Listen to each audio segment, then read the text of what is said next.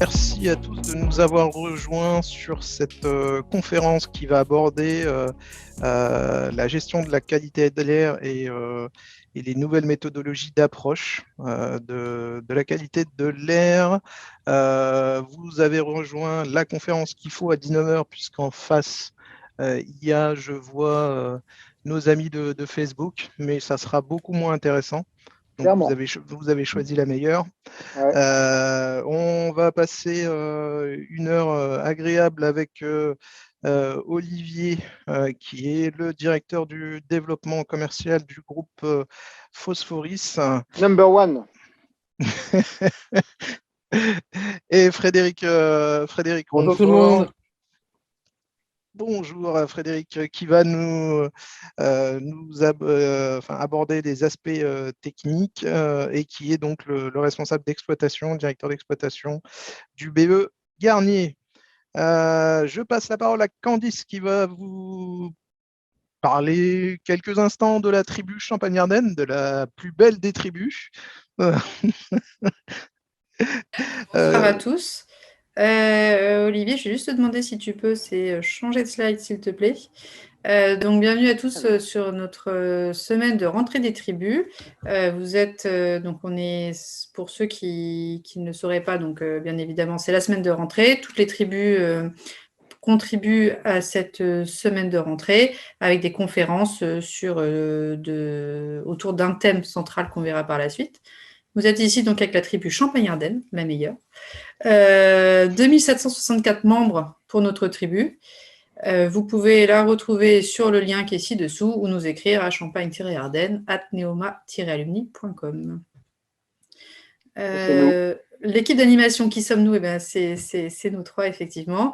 Donc, vous avez Bilal qui est là depuis, je ne sais pas dire combien de temps, mais je pense énormément d'années. Avant même d'être à Neoma, il était déjà là. Exactement. Vous avez Olivier qui sera un de nos piliers d'intervention ce soir, et moi-même. Et donc, au niveau animation de la tribu, on essaie de faire, pour information dans l'année, de nombreux événements, alors soit en présentiel, soit en digital. Et on a mis sur pied le concept de Conf Cool pour continuer à apprendre les uns des autres de manière très informelle et conviviale. Et donc, la semaine de cette rentrée des tribus s'articule autour d'un thème, c'est l'engagement pour un impact positif, puisqu'il y a quand même de grands enjeux sociétaux aujourd'hui. Et Neoma Alumni souhaite être force de proposition dans cette démarche et que tous les alumni apportent leur valeur ajoutée sur ce thème. Très bien. Merci Candice. Eh bien, écoute, on attaque direct. Voilà, vous allez apprendre plein de choses ce soir. Donc, tant mieux à ceux qui sont venus parce que vous repartirez avec vraiment des éléments très intéressants sur des choses de la vie de tous les jours que vous vivez chez vous, que vous vivez dans votre entreprise. Frédéric, je te laisse partager l'écran. Moi, j'arrête le partage et tu peux amener, et j'interviens juste pour peut-être une petite slide, mais sinon, tu attaques d'entrée de jeu. Les questions, effectivement, que vous avez, c'est par les questions et réponses, et puis on interviendra, Bilal, Candice et moi, pour modérer parfois et arrêter Frédéric, que ce soit rythmé et que ce ne soit pas trop monologue et qu'on puisse justement interrompre et discuter de sujet. Alors, hop.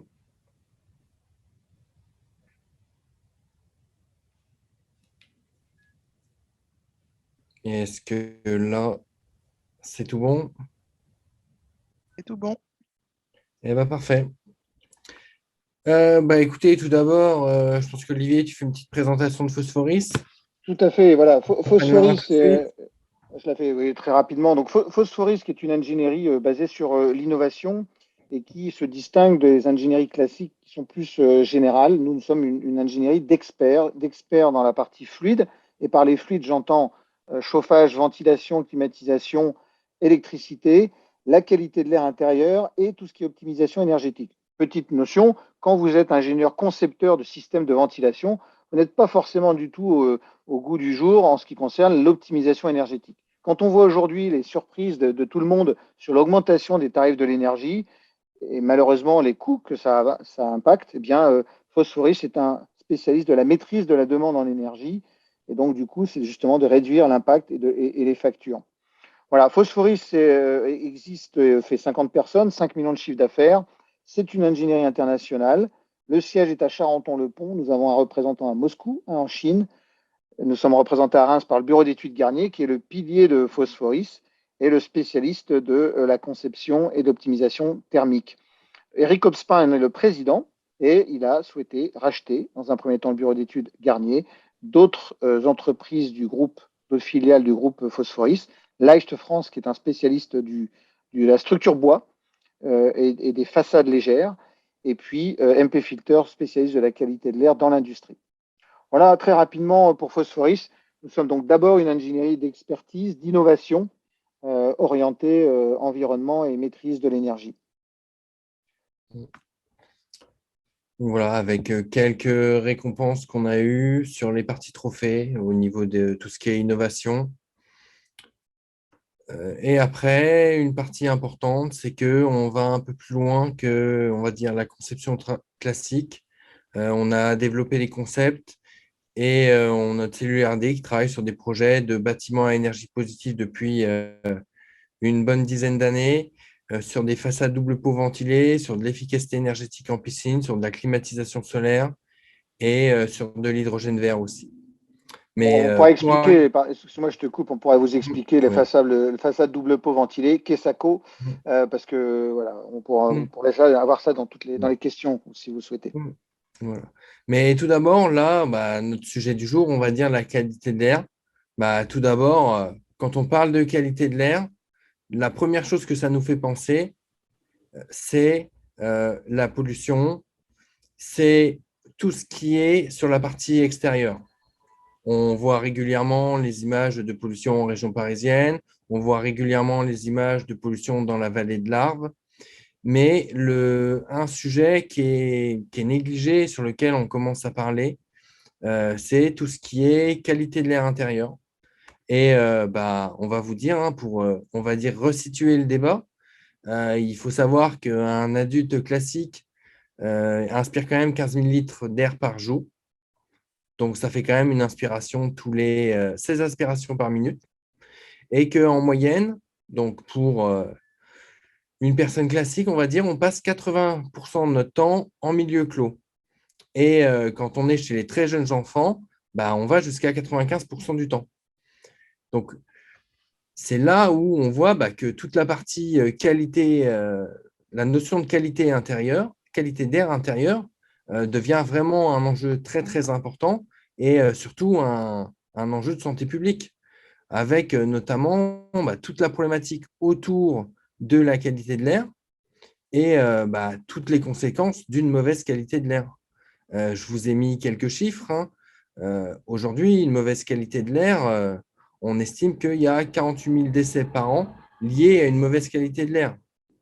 On a des coûts qui apparaissent entre 0,9 à 1,8 milliard d'euros par an, supportés par le système de santé français, liés à une mauvaise qualité de l'air. Après, vous avez les coûts socio-économiques qui sont évalués à environ 19 milliards. Et donc, juste au niveau santé, et un coût, on va dire, plus économique, qui est entre 20 et 100 milliards d'euros sur tout ce qui est pollution. Donc, vous voyez à peu près les grands chiffres, à peu près l'ordre d'idée. Donc, on est vraiment sur une problématique très importante et qu'il faut vraiment prendre en compte dans tout ce qui est conception des bâtiments. Donc, justement, du coup, je t'interromps vite fait, mais avant une première question peut-être, quand on parle de pollution, et notamment par exemple pollution extérieure ou qualité de l'air, effectivement, il y a la pollution atmosphérique extérieure, la qualité de l'air comme on l'entend, mais il y a les produits de la construction et le mobilier. Vous avez déjà entendu parler des revêtements, des aldéhydes, des formaldéhydes qu'il y a sur les meubles de plus ou moins mauvaise qualité.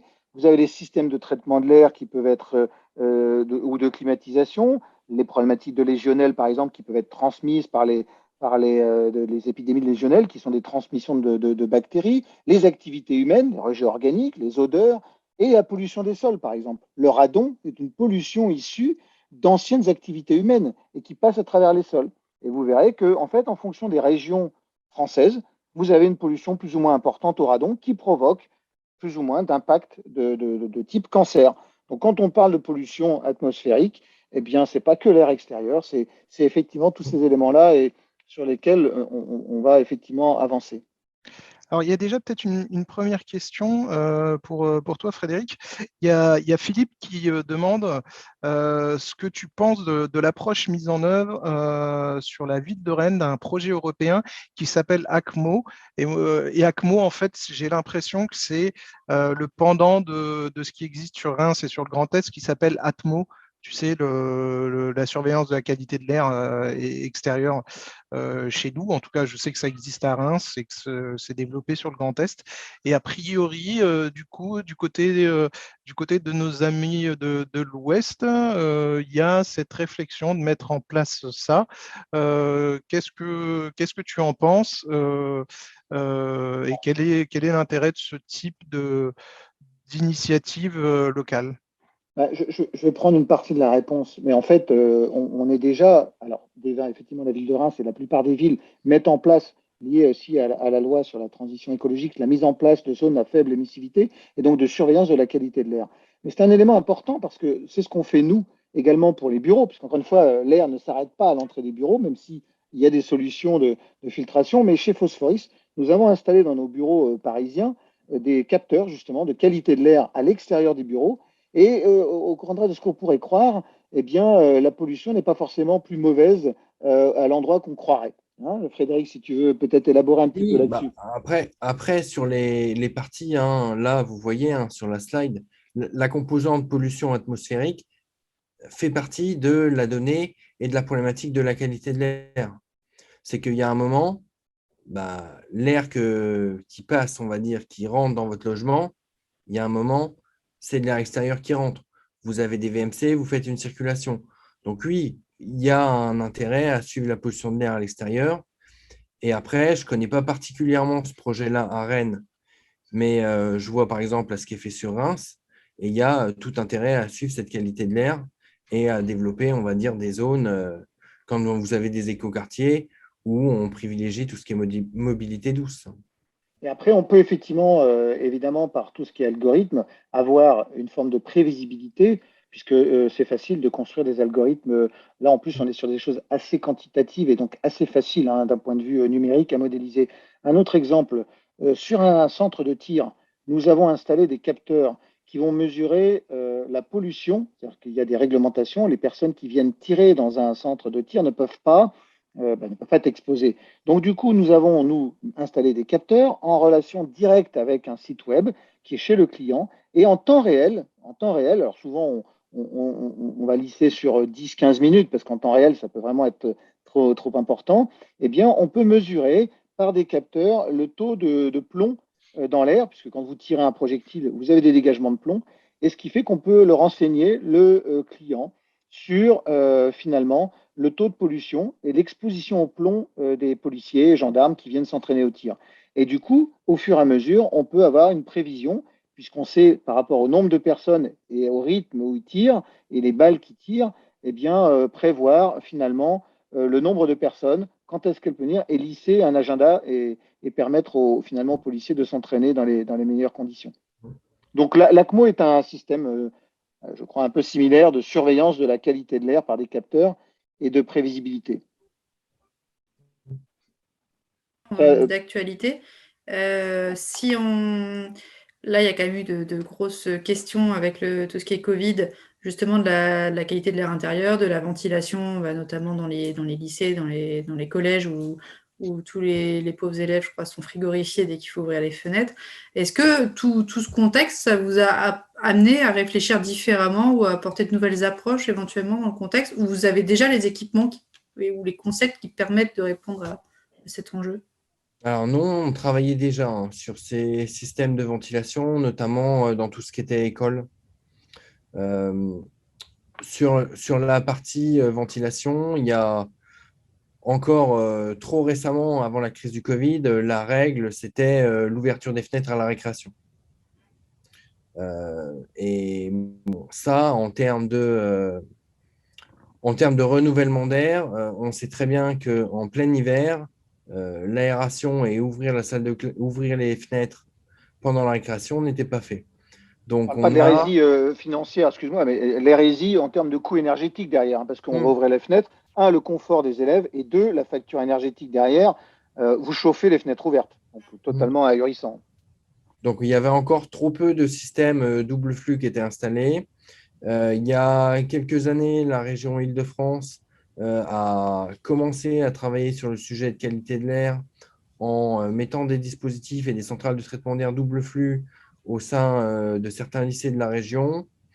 Maintenant, avec la problématique Covid, on va dire que c'est devenu la norme. Juste Après, petite parenthèse, Frédéric, pour les gens qui nous écoutent, qu'est-ce qu'une centrale de traitement d'air double flux? Qu'est-ce que le double flux? alors, une centrale de traitement d'air double flux, en fait, habituellement, ce que vous avez dans un logement ou dans un bureau, c'est que vous avez l'air qui rentre par, on va dire, par la fenêtre, par les infiltrations ou par des petites entrées d'air que vous avez dans les fenêtres.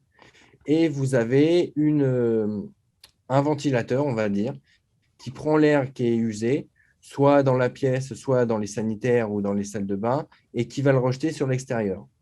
Donc là, vous avez un système en deux parties.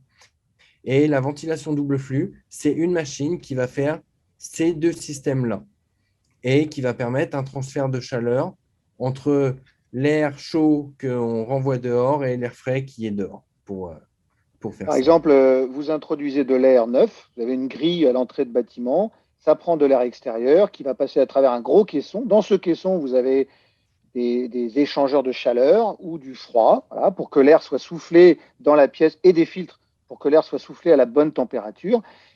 Puis ensuite, cet air, il est humidifié, réchauffé par les occupations et il est extrait.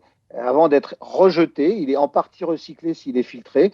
Et en tout cas, la chaleur de cet air-là qui vient de l'intérieur subit un échange de chaleur pour préchauffer l'air extérieur. Donc, de manière très simple, parce qu'il y a des solutions beaucoup plus pointues d'optimisation. C'est ce que je voulais dire par le fait qu'il y a la qualité de l'air, la qualité de la ventilation et la capacité à traiter l'optimisation énergétique et la réduction des coûts qui sont associés. Si vous prenez techniquement, c'est très simple, beaucoup d'air extérieur, 100% de l'air extérieur à moins 5 degrés quand il fait froid et que vous le soufflez à 25 degrés, eh bien, il faut le réchauffer. Si ensuite vous le rejetez directement, eh bien, sans le recycler, vous êtes ce qu'on appelle en tout air neuf et ça fait beaucoup de consommation énergétique. Petite parenthèse. Merci, messieurs. You're welcome. Bah, écoutez, j'avance un petit peu du coup. Donc là, vous avez vu, hein, il y a différentes sources de pollution.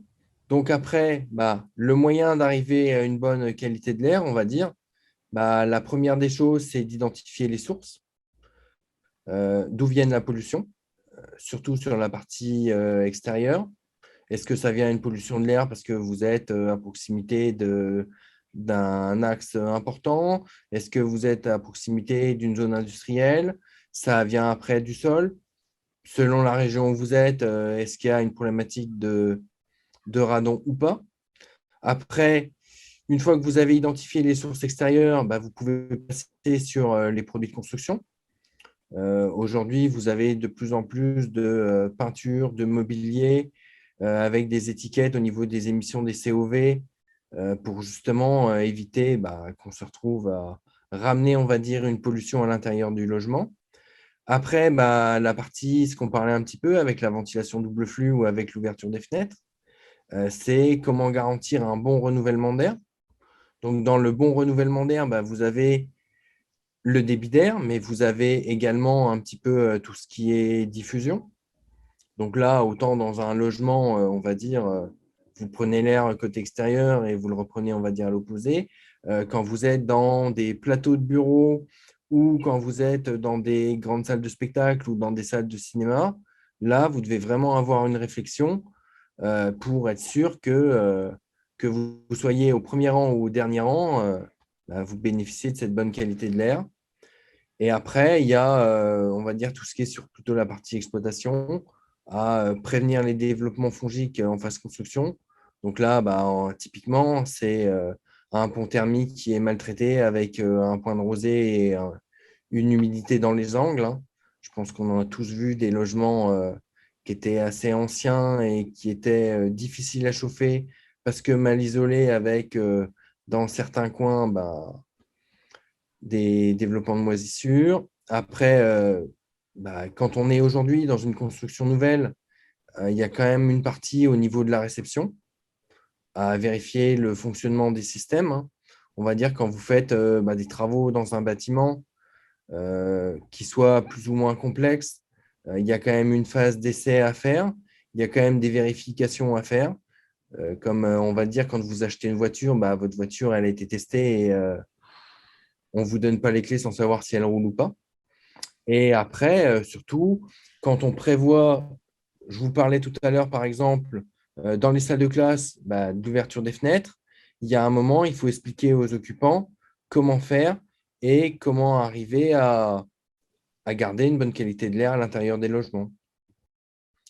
Donc après, bon, en rentrant un peu plus dans le détail, là, vous voyez par exemple des cartes avec une zone où on a une pollution au radon. On parlait tout à l'heure un peu de qualité de l'air à l'échelle urbaine. On peut faire des simulations pour voir aussi les courants et les écoulements des vents. Oui, parce que petite chose, c'est qu'effectivement, excuse-moi, je t'interromps, Ouais. dans nos offres de gestion de la qualité de l'air, nous utilisons des modèles des logiciels de modélisation qui permettent d'étudier effectivement la transmission de l'air et la manière dont l'air circule dans les bâtiments. Une petite parenthèse, je pense que Frédéric, tu reviendras là-dessus. Exemple dans les piscines. Nous avons modélisé dans les piscines une solution classique de ventilation et elle fait apparaître dans notre modélisation un dégagement de trichloramine, c'est-à-dire la réaction entre le chlore et les déchets divers et variés de la piscine, la peau humaine, les produits que nous avons. Et donc, ça dégage des trichloramines qui sont pas très confortables et pas très agréables pour la respiration. Et donc, du coup, on modélise et on peut faire apparaître ces trichloramines. Et ensuite, en proposant des solutions différentes, on peut modéliser et faire apparaître la disparition finalement de ces trichloramines. Donc, l'intérêt dans la qualité de l'air, c'est à la fois des conceptions classiques, optimisées, mais aussi, surtout, de la captation de données et des modélisations. Parce que c'est ça qui est aussi très intéressant et qui est un petit peu nouveau, c'est toute la partie analyse de données, captation des données, analyse des données et modélisation. Vas-y, Frédéric. Donc après, on va dire, il y a la partie choix des produits, mais là, je ne vais pas trop, on va dire, m'étendre dessus. Je pense qu'on a tous vu ces étiquettes sur les émissions dans l'air intérieur au niveau des différents produits. Après, vous avez la partie réseau de ventilation. C'est le bon dimensionnement des systèmes de ventilation, c'est les bonnes classes de filtres, c'est après prévoir la maintenance des systèmes. Si vous prévoyez un filtre, on va dire, au niveau de votre système de traitement d'air et que le filtre, vous ne le nettoyez jamais, voilà, vous ne pouvez pas garantir non plus une bonne qualité de l'air. Et si le filtre, il est caché dans un placard qui est inaccessible, vous n'aurez personne qui arrivera à aller le changer. Le principe du filtre, c'est comme le masque qu'on ne doit pas porter plus de 4 heures. Quand vous portez un masque plus de 4 heures, portez-le 2 jours, vous verrez bien. C'est pareil pour le filtre, en plus grosse taille. C'est l'air qui passe dans la centrale de traitement d'air. Le filtre, c'est comme le principe du masque. C'est la même chose. Petite parenthèse, effectivement, dans la conception pour agir pour la qualité de l'air, vous avez d'abord les normes, la réglementation thermique qui impacte effectivement les dimensionnements, mais on peut aller plus loin. Simplement, ensuite, vous avez déjà des coûts associés. C'est tout le problème des normes diverses et variées, parfois qui sont un peu inutiles. Et donc, on est parfois pris, malheureusement, par le choix des maîtres d'ouvrage qui ont un budget limité. Mais l'intérêt, effectivement, c'est évidemment à minima de bien dimensionner les installations par rapport aux normes, mais surtout d'aller au-delà pour revenir encore une fois sur la qualité de l'air. La qualité de l'air, ce n'est pas que la température, c'est le courant d'air froid mal placé, c'est les odeurs aussi, et la qualité au sens de la santé des occupants. Ce n'est pas que de l'inconfort uniquement. Merci Frédéric. Tu vois, je coupe. Donc après, on revient sur ce que je vous parlais tout à l'heure, de la partie développement fongique avec la moisissure qui apparaît au niveau des ponts thermiques. La partie vérification et réception de l'ouvrage, ça, je vous en ai parlé. Et après, vous avez la sensibilisation des utilisateurs. Avec notamment, vous pouvez avoir des sondes de qualité d'air qui commencent à se développer et à s'installer de plus en plus. Comme vous avez dans certains logements, vous avez une petite sonde de température sur laquelle vous voyez la température de la pièce. Là, vous avez une petite sonde de qualité d'air Donc là, bah, vous avez typiquement, c'est une sonde qu'on a installée dans nos bureaux à Charenton, où bah, à l'aide d'un flashcode, on va dire n'importe qui, lequel des salariés peut arriver, peut scanner et peut voir bah, la température dans le bureau, le taux d'hygrométrie et la concentration en CO2. Et ça nous permet bah, éventuellement d'agir. Si on n'a pas fait attention et qu'on passe dans le rouge, bah, on peut créer une surventilation, on va dire, cette fois-ci, en ouvrant la fenêtre et en venant compléter le système de traitement d'air qu'on a en place. Alors, ce qui est intéressant, petite anecdote pour ces capteurs qui sont très simples, c'est que comme ils sont très sensibles, si vous avez une personne qui arrive avec un petit peu trop de parfum ou d'eau de toilette, ça fait un pic immédiatement. Donc, du coup, on peut ensuite, vous voyez, c'est des analogies des données. Hein, on peut faire une analogie. On sait quand on voit le pic on sait qui vient au bureau. Et quand il y a un autre pic, on sait qui quitte le bureau ou vient. Parce que voilà, on sait comment ça se passe. Mm. C'est intéressant. Ouais, sans savoir uniquement à la détection, on sait qui vient au bureau et qui s'en va. Je pense que je vais installer ça chez mes équipes. Mm. Une petite question pour vous, messieurs. Finalement, quand aujourd'hui, on a tous appris ça à l'école ou ailleurs, où on nous dit il faut aérer 5 minutes par jour la pièce, est-ce que dans les faits, pour vous, il faut le faire, il ne faut pas le faire? Aujourd'hui, on part dans un nouveau système de construction où les maisons sont vraiment étanches à l'air. Est-ce qu'aujourd'hui, il est doublement important de le faire, à votre avis, ou pas?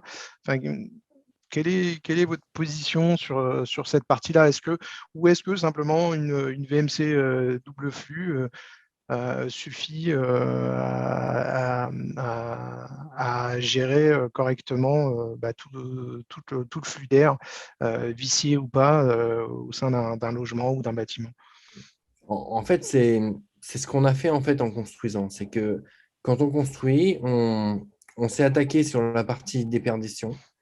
On a considéré qu'un élément très important, voire le plus important dans la construction, était la partie déperdition, la partie consommation d'énergie, et on a isolé. Après, il y a un moment, on a trop isolé et on a créé des bouteilles thermos dans lesquelles les gens en été n'arrivaient plus à respirer. On a trouvé d'autres systèmes avec des brise-soleil, mais on est passé un peu à côté, on va dire, de la partie ventilation. Et on reste sur une enveloppe qui est fermée, difficilement ventilable. Donc oui, faut, même dans un logement neuf, il ne faut pas hésiter à ouvrir et à ventiler de façon à créer, à forcer, on va dire, notre nivellement d'air. Parce que même si vous avez une centrale double flux, bah, ça aide, mais il ne faut pas hésiter à, on va dire, ouvrir les fenêtres. Et du coup, il y a Yves qui te demande comment on peut contrôler, enfin, comment contrôlez-vous les particules qui sont des vecteurs de maladies respiratoires? Alors, après, c'est là où, on va dire, au niveau de la conception, notre travail intervient. C'est que selon les polluants qu'on a repérés, selon, on va dire, surtout la place par rapport à l'extérieur, on peut mettre en place sur la ventilation différents types de filtres. Ou après, c'est là où on peut arrêter certaines particules au niveau des filtres. Vous mettez des capteurs qui nous permettent de détecter certains types de particules en suspension, en fait. Quand je parlais du plomb, il n'y a pas de capteur qui détecte le niveau de plomb. En fait, comme on détecte, comment dirais-je, un certain type de particules qui va fixer le plomb, par analogie, puisque c'était linéaire en l'occurrence, on sait que quand on a un certain niveau de concentration en certaines particules, on a par linéarité la concentration en plomb. Parce qu'effectivement, encore une fois, il n'y avait pas de détecteur qui permet de déterminer la concentration en plomb. Donc, effectivement, il y a la partie filtration, amont, mais quand on veut, sur un système existant, on peut effectivement mettre différents capteurs qui permettent de mesurer les concentrations en certains polluants, polluants. Et c'est là qu'on peut amener une solution. Déjà, on identifie une forme d'audit, et on voit quelles sont les concentrations de certains polluants. Ça dépend des types de capteurs qu'on met. Et après, vous êtes capable, à partir de ces polluants, d'agir sur la partie ventilation et en introduisant plus ou moins d'air, enfin en forçant plus ou moins le renouvellement d'air. Donc, je prends par exemple sur une salle de cinéma ou une salle des fêtes. Donc là, vous avez une occupation qui peut fortement varier, hein. S'il y a une pollution qui est détectée, on force la ventilation, on force le brassage et on force le renouvellement d'air. Et c'est Oui, parce comme qu'on ça n'est qu'on peut faire dessus. on n'est pas dans des salles blanches. Le problème, il y a une pollution qui existe toujours, ou en tout cas, il y a des seuils à ne pas dépasser. Donc, évidemment, c'est comme ça qu'on peut, par un bon renouvellement d'air, diluer les particules et donc arriver au seuil respectable. Un exemple pour le Covid, le Haut Comité scientifique envisage de proposer la réduction, de mesurer finalement pour arriver à une bonne ventilation. Parce qu'on avait vu des gens qui disaient, bon, à cause du Covid, il faut ouvrir les fenêtres à chaque récréation. On ne sait pas vraiment quelle est la qualité de l'air résultante. Le Haut Comité scientifique envisage de diviser par deux le taux de concentration en dioxyde de carbone comme un indicateur finalement. Donc, en diminuant de moitié le taux de concentration accepté. Donc, on passerait à 14, de 25 à 14, si je ne m'abuse. Je ne sais plus exactement, là, Frédéric, tu as en tête les chiffres. En tout cas, le comité scientifique souhaite aujourd'hui indiquer comme indicateur de bonne ventilation en lien avec le Covid, de diviser par deux le taux accepté actuel de concentration en dioxyde de carbone dans un espace. Aujourd'hui, on tolère un certain niveau de concentration de dioxyde de carbone.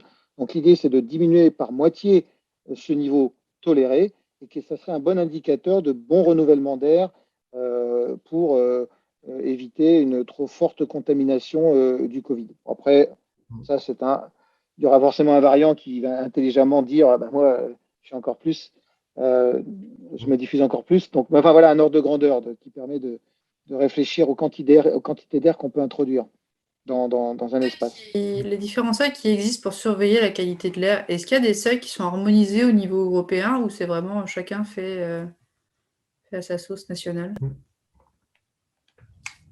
Au niveau des seuils, vous avez un seuil au niveau de l'OMS qui a défini des seuils et après, vous avez l'Europe qui a imposé, on va dire, d'autres seuils.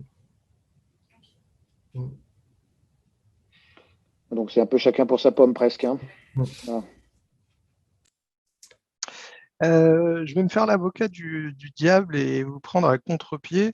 Aujourd'hui, on a sur le pain toute une déferlante de sans gluten qui n'existait pas il y a quelques dizaines d'années en arrière.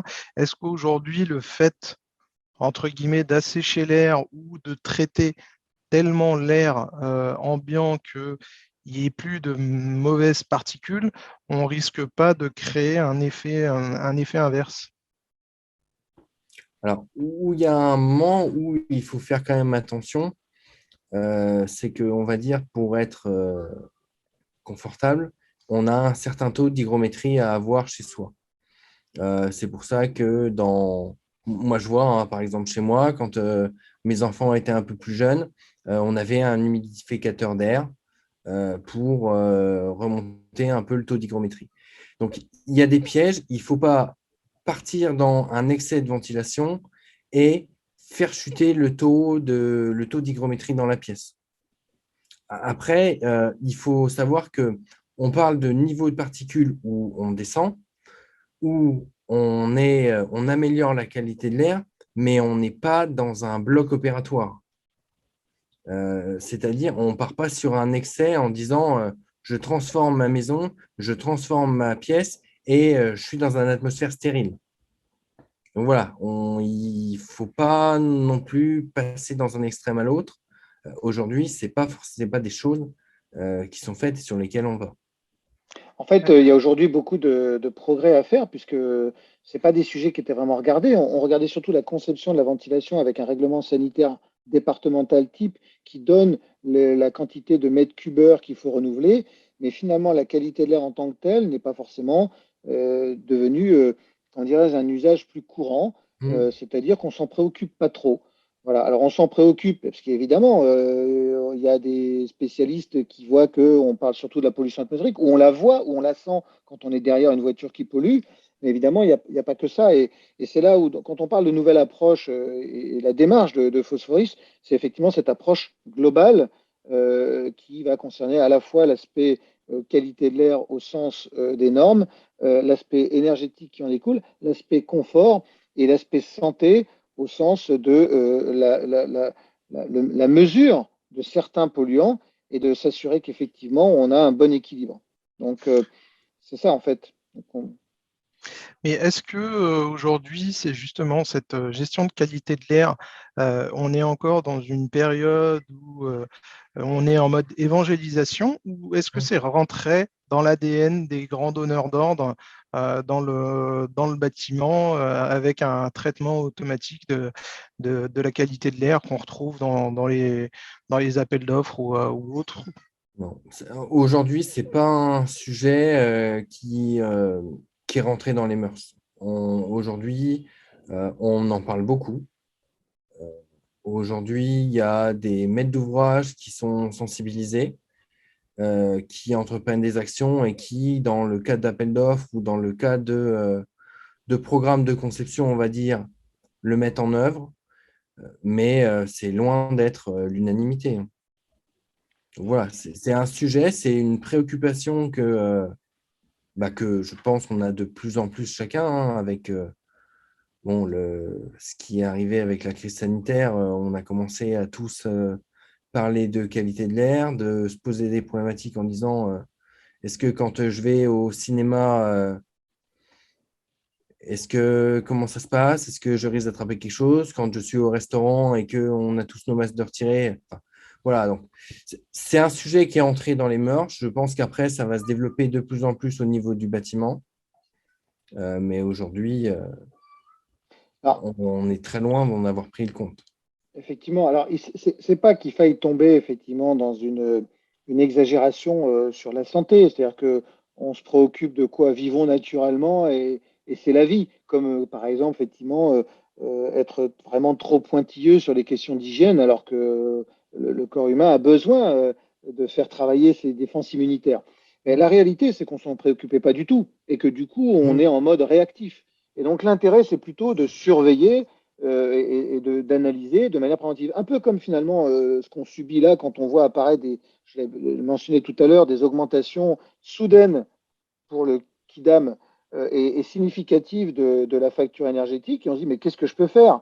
Et ben, c'est un peu la même chose finalement. Donc c'est un travail grâce aux nouveaux outils, à des approches de services, de start-up qui se positionnent sur ces sujets-là, que nous, dans notre approche justement chez Phosphoris, d'optimisation et d'approche globale, on regarde justement les sujets de qualité de l'air. Et justement, en fait, aujourd'hui, tout le travail sur la qualité de l'air, c'est un peu donc, pour expliquer un peu, hein, aux personnes qui, on va dire, ne travaillent pas dans la partie bâtiment et la partie performance énergétique. Aujourd'hui, on fait des simulations. Quand il y a un bâtiment qui va être construit, on va dire, on entre le bâtiment en informatique et on calcule sa future consommation d'énergie et on fait des arbitrages sur quel type d'isolant on met, quel type de menuiserie on choisit, comment on construit le bâtiment. Donc, on a des outils d'aide à la conception et tout le travail sur la qualité de l'air, c'est d'utiliser des outils comme vous voyez là, comme par exemple le logiciel Indalo, pour faire ce travail de simulation, ce travail d'évaluation de la qualité de l'air intérieur du futur bâtiment et de pouvoir interagir sur les matériaux, la ventilation, la pollution extérieure et prendre en compte l'occupation des locaux quand vous êtes sur, on va dire, sur des locaux avec une occupation qui varie fortement. Les modélisations, ce sont des outils très puissants. La modélisation existe en plein de domaines. Je citerai par exemple notre ancien président Jacques Chirac qui avait décidé d'abandonner les essais nucléaires dans le Pacifique et de les faire sous forme de modélisation. Donc, il existe des outils de modélisation extrêmement puissants. On en a et on les utilise dans nos activités du bâtiment. Et donc, effectivement, c'est ce principe de reproduire un bâtiment Alors, on travaille évidemment avec les architectes qui, eux, travaillent sur la partie passivité, l'enveloppe, le bâtiment en tant que tel. Et ensuite, d'ailleurs, on reproduit les systèmes, on reproduit la vie du bâtiment, les occupations. Et c'est comme ça qu'on peut modéliser soit un bâtiment existant et on corrige des défauts, soit une conception nouvelle avec justement des sujets très innovants. Frédéric. Donc voilà, donc après, c'était le fameux logiciel là que vous voyez. Après, hop. Voilà, et donc après, sur ce logiciel-là, vous avez un moteur de calcul qui permet de prendre en compte la chimie de l'air intérieur. Donc, on entre les différents paramètres. Il prend en compte les transferts aéroliques entre chacune des zones. Il prend en compte les interactions chimiques. Olivier, tout à l'heure, vous a parlé un petit peu des interactions chimiques qui se passent au niveau de la piscine.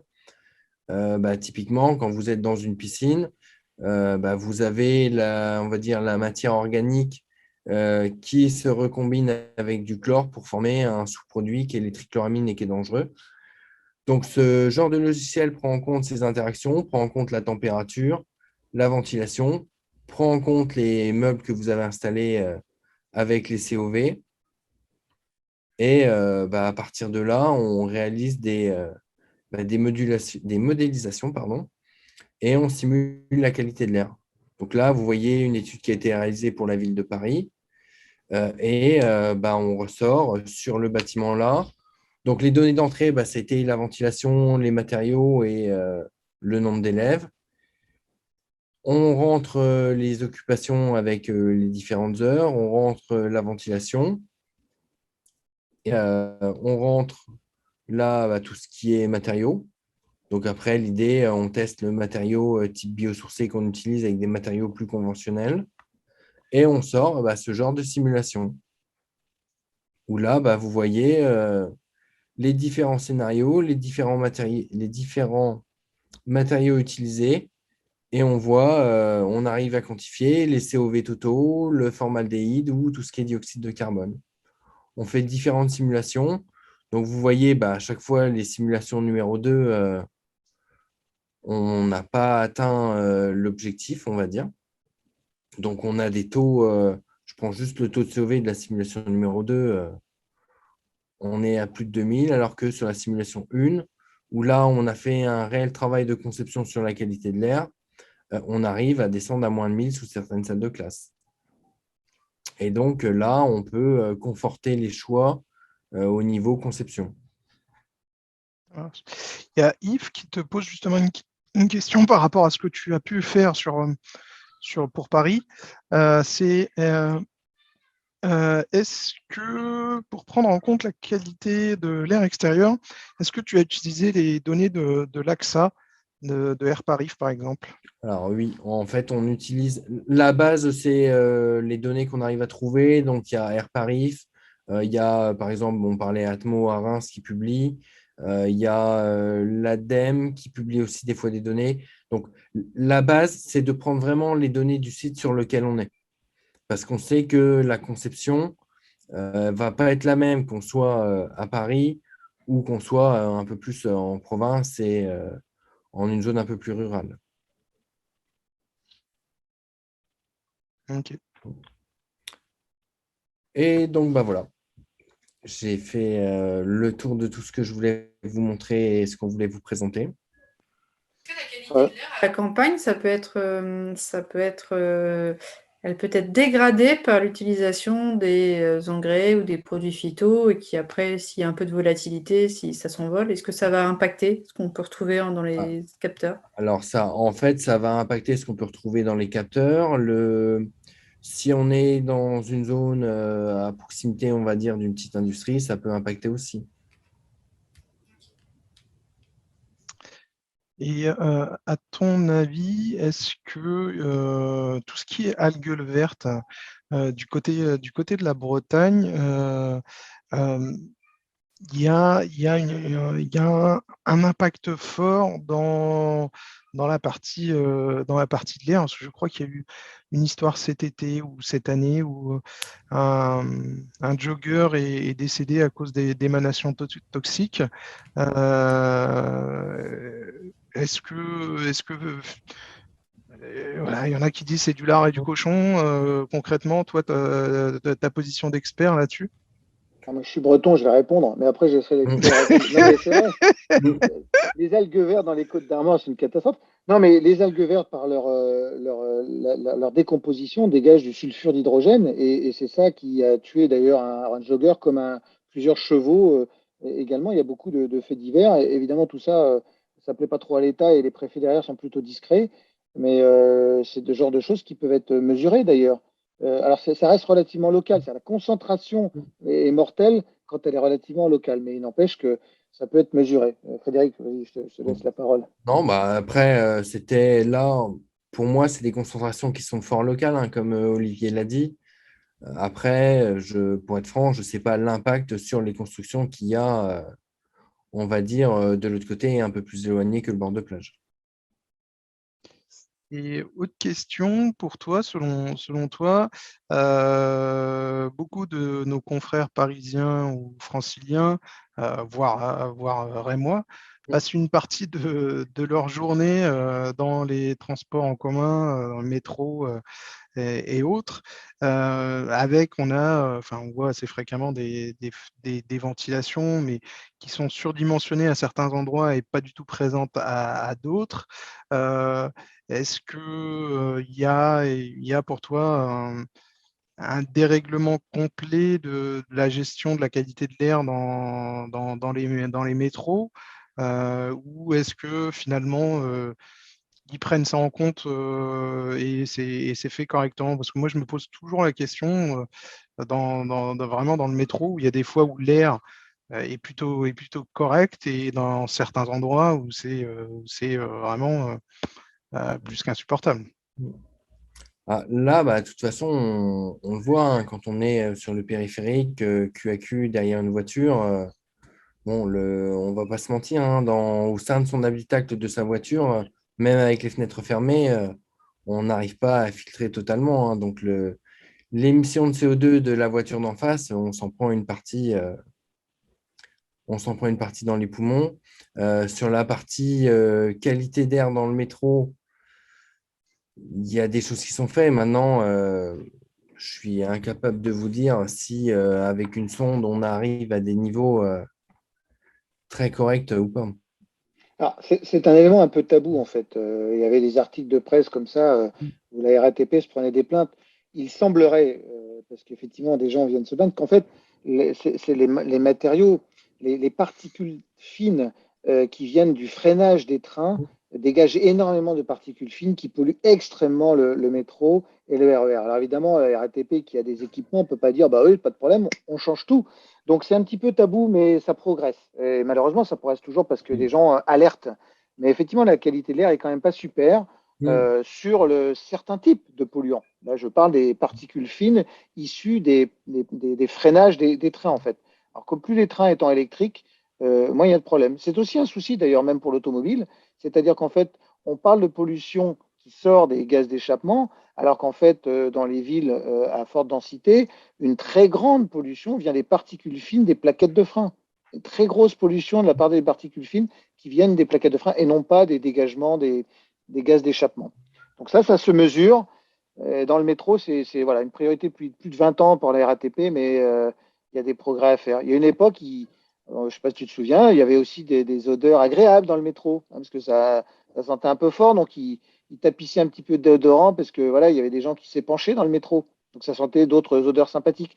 On en a moins maintenant. Si c'était des produits, des formaldéhydes, ils ne sont pas forcément top, ça sent bon, mais c'est un peu toxique quand même.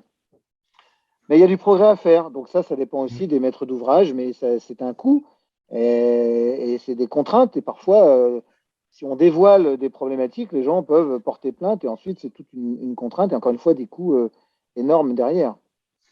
Et justement, puisqu'on parle de coûts et d'impact sur la santé, est-ce qu'il y a eu une quelconque étude française, européenne, mondiale qui dit que concrètement, la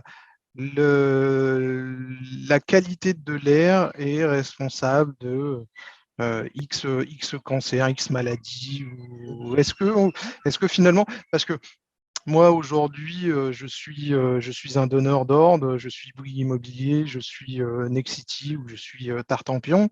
Euh, je vais avoir de la gestion de la qualité de l'air à mettre dans mon appel d'offres ou dans un bâtiment. Ça va me coûter X%, mais quel est l'impact de ce X%? Bah, aujourd'hui, les données qu'on a, c'est celle-ci. Aujourd'hui, D'accord. sur la partie qualité de l'air, on estime qu'il y a 48 000 décès par an à cause de la pollution atmosphérique en France. Et juste Et, en France. et là, juste en France. Ah, c'est énorme. Et on estime qu'il y a un coût, on va dire, sur la partie dépenses de santé, sur une mauvaise qualité, une pollution de l'air, qui est aux alentours de 19 milliards d'euros. Et si on revient sur les coûts, aujourd'hui, prendre en compte la gestion de la qualité de l'air dans un bâtiment, même si c'est toujours compliqué de donner un pourcentage, mais sur un coût de construction global, qu'est-ce que ça peut représenter la gestion de la qualité de l'air sur un projet? Ça dépend jusqu'où on va aller, mais la partie qualité de l'air, aujourd'hui, on est dans beaucoup de démarches de développement durable, hein. Il y a aujourd'hui n'importe quel architecte et n'importe quel bureau d'études va vouloir construire un bâtiment donc, qui est performant, va faire attention déjà à toute la partie COV que je vous parlais tout à l'heure au niveau des peintures, au niveau des sols. Donc ça, c'est déjà pris en compte. Après, c'est l'aspect ventilation, c'est l'aspect vraiment étude qualité de l'air où on est à entre 5 et peut-être 10% de surcoût. Mais c'est un surcoût à l'investissement. Et au final, c'est une économie. C'est comme quand, si jamais on dit, bah, moi, je ne veux pas dépenser d'argent pour mon bâtiment, donc on fait un bâtiment standard, ou la personne elle a un bâtiment standard qui va surconsommer de l'énergie. Et quand les coûts, il faut savoir que dans la vie d'un bâtiment, dans le cycle de vie d'un bâtiment, l'investissement pèse pour 20%, 20-30% du coût sur le cycle de vie d'un bâtiment et d'exploitation, c'est-à-dire les coûts divers et variés liés à l'exploitation, c'est 70-80% du coût. Et donc, on retrouve la même chose. Soit, effectivement, on dit, oui, en investissement, je ne veux pas mettre beaucoup plus, mais derrière, on le paye. Quand on voit un impact 19 milliards d'euros par an, c'est le principe du préventif. On met un petit peu plus, mais au final, on a économisé, puisqu'on ne dépense pas autant derrière. Alors évidemment, après, on peut se dire où est l'équilibre. Il est vite trouvé, l'équilibre, en fait, puisqu'il ne s'agit pas d'aller monitorer des choses extrêmement détaillées. Et après, la problématique sur la notion de qualité de l'air, euh, c'est là, on est sur du bien-être, on est sur du confort. C'est pas comme quand on fait une isolation sur un bâtiment et que bah, tout de suite, on voit, bah, j'ai ma facture. Sur ma facture, combien d'énergie j'ai gagné, bah, voilà, est-ce que c'était un bon investissement ou pas? Aujourd'hui, la qualité d'air, c'est du bien-être. C'est que dans son logement, on se sent bien, que quand vous allez au bureau, bah, vous êtes dans un espace où vous vous sentez bien. On est vraiment sur une notion de confort. Et c'est là où c'est difficile de parler après d'un banal, on va dire, retour sur investissement. C'est assez sournois, hein, ces problèmes Mm. de qualité de vie, etc. Le bruit, tu dis on s'y fait, puis finalement le bruit te mine littéralement, et tu t'aperçois quand il n'y a plus de bruit, des fois dans un endroit, tu dis, ah, dis donc, c'est calme. Et je parle même pas de bruit genre marteau-piqueur, un petit bruit de fond, et c'est ça qui mine. Donc c'est très sournois. Si on ne traite pas la qualité de l'air, bah voilà, on a des décès prématurés, des impacts divers et variés. Et après, c'est toujours très compliqué. D'impacter ça directement parce que ça peut prendre du temps. Le corps humain est assez complexe, donc toute cette complexité n'est pas évidente à chiffrer. Alors, il y a déjà des chiffres, et c'est très bien, qui sont reconnus. Et donc, mais au-delà de ça, c'est aussi le confort, au-delà de la santé, on va dire primaire, qui est les soins, c'est le bien-être psychologique finalement. Ça joue beaucoup. Ça se travaille beaucoup, mais la qualité de l'air est un élément important, mais invisible. Inodore, pas toujours, hein, c'est l'avantage parfois d'avoir les odeurs, bonnes ou mauvaises, hein, mais bon, en tout cas, c'est incolore, mais c'est très important. Ok, ça marche. Eh ben, Voilà. écoutez, messieurs, on arrive au bout de cette conférence. Merci pour votre participation. Merci aux spectateurs et à Merci. l'auditoire d'avoir suivi avec attention ce qu'a développé comme concept Frédéric et Olivier. Pour information, il y a une conférence juste après, à 20h, sur la santé et l'investissement dans la santé, les enjeux et les métiers du développement. Et ensuite, je vous invite à aller faire un tour sur le site et je vais vous remettre le lien. Il y a tout un ensemble de conférences sur toute la semaine et notamment une qui est peut-être sympa demain à 18h avec notre ancienne ministre de l'écologie, Corinne Lepage, qui intervient sur le droit de l'environnement. Parfait. Merci à tous. Merci à tous. Bien. Ciao.